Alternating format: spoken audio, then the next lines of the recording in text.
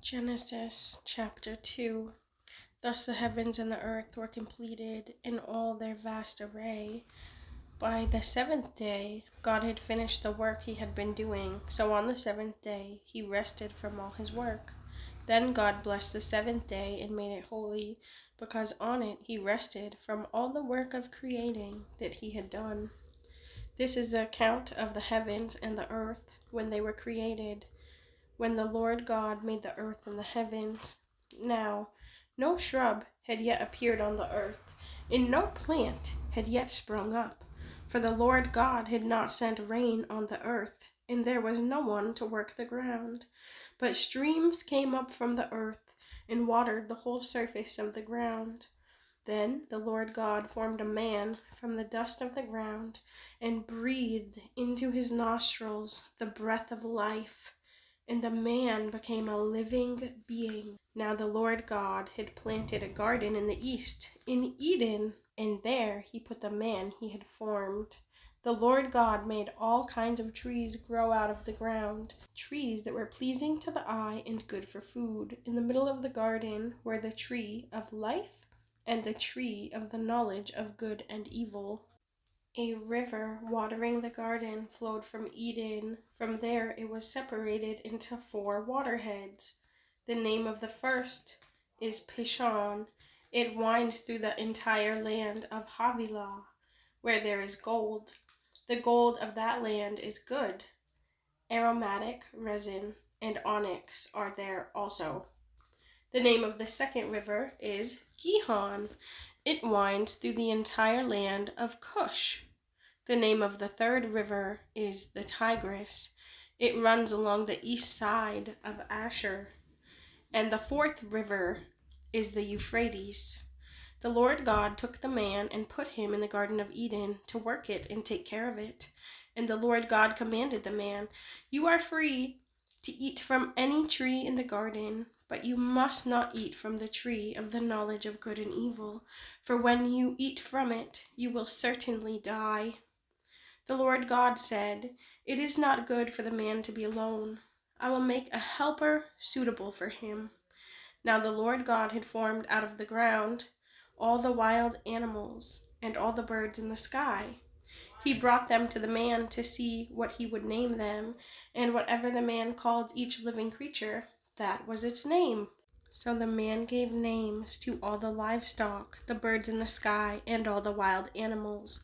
But for Adam, no suitable helper was found. So the Lord God caused the man to fall into a deep sleep. And while he was sleeping, he took one of the man's ribs and then closed up the place with flesh. Then the Lord God made a woman from the rib he had taken out of the man, and he brought her to the man. The man said, "This is now bone of my bones and flesh of my flesh. She shall be called woman, for she was taken out of man." That is why a man leaves his father and mother and is united to his wife, and they become one flesh. Adam and his wife were both naked, and they felt no shame. Chapter 3. Now the serpent was more crafty than any of the wild animals the Lord God had made. He said to the woman, "Did God really say you must not eat from any tree in the garden?" The woman said to the serpent, "We may eat fruit from the trees in the garden, but God did say, 'You must not eat fruit from the tree that is in the middle of the garden, and you must not touch it, or you will die.'" "You will certainly not die," the serpent said to the woman, "for God knows that when you eat from it, your eyes will be opened, and you will be like God, knowing good and evil." When the woman saw that the fruit of the tree was good for food and pleasing to the eye, and also desirable for gaining wisdom, she took some of it and ate it. She also gave some to her husband who was with her, and he ate it. Then the eyes of both of them were opened, and they realized they were naked. So they sewed fig leaves together and made coverings for themselves. Then the man and his wife heard the sound of the Lord God as he was walking in the garden in the cool of the day, and they hid from the Lord God among the trees of the garden. But the Lord God called to the man, "Where are you?" He answered, "I heard you in the garden, and I was afraid, because I was naked, so I hid."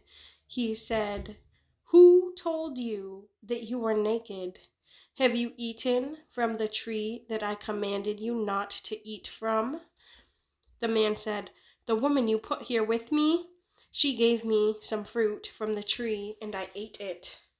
Then the Lord God said to the woman, "What is this you have done?" The woman said, "The serpent deceived me, and I ate." So the Lord God said to the serpent, "Because you have done this, cursed are you above all livestock and wild animals. You will crawl on your belly, and you will eat dust all the days of your life. I will put enmity between you and the woman, and between your offspring and hers. He will crush your head, and you will strike his heel." To the woman he said, "I will make your pains in childbearing very severe. With painful labor you will give birth to children. Your desire will be for your husband, and he will rule over you." To Adam he said, "Because you listened to your wife and ate fruit from the tree about which I commanded you, you must not eat from it. Cursed is the ground because of you. Through painful toil you will eat food from it all the days of your life. It will produce thorns and thistles for you, and you will eat the plants of the field. By the sweat of your brow you will eat food until you return to the ground, since from it you were taken. For dust you are, and to dust you will return." Adam named his wife Eve, because she would become the mother of all the living. The Lord God made garments of skin for Adam and his wife, and clothed them. And the Lord God said, "The man has now become like one of us, knowing good and evil. He must not be allowed to reach out his hand and take also from the tree of life and eat and live forever." So the Lord God banished him from the Garden of Eden to work the ground from which he had been taken. After he drove the man out, he placed on the east side of the Garden of Eden cherubim and a flaming sword flashing back and forth to guard the way to the tree of life. Chapter 4. Adam made love to his wife Eve, and she became pregnant and gave birth to Cain. She said, "With the help of the Lord, I have brought forth a man." Later, she gave birth to his brother Abel. Now Abel kept flocks, and Cain worked the soil. In the course of time, Cain brought some of the fruits of the soil as an offering to the Lord. And Abel also brought an offering, fat portions, from some of the firstborn of his flock. The Lord looked with favor on Abel and his offering, but on Cain and his offering he did not look with favor. So Cain was very angry, and his face was downcast. Then the Lord said to Cain, "Why are you angry? Why is your face downcast? If you do what is right, will you not be accepted? But if you do not do what is right, sin is crouching at your door. It desires to have you, but you must rule over it." Now Cain said to his brother Abel, "Let's go out to the field." While they were in the field, Cain attacked his brother Abel and killed him. Then the Lord said to Cain, "Where is your brother Abel?" "I don't know," he replied. "Am I my brother's keeper?" The Lord said, "What have you done? Listen! Your brother's blood cries out to me from the ground. Now you are under a curse and driven from the ground, which opened its mouth and received your brother's blood from your hand.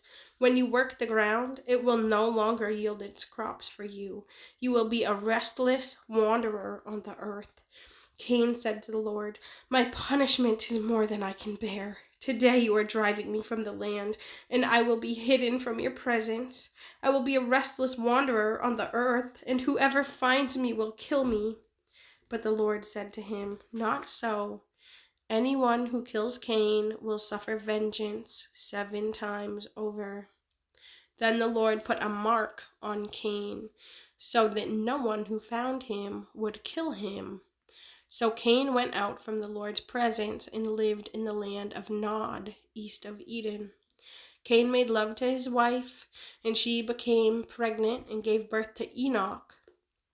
Cain was then building a city, and he named it after his son Enoch.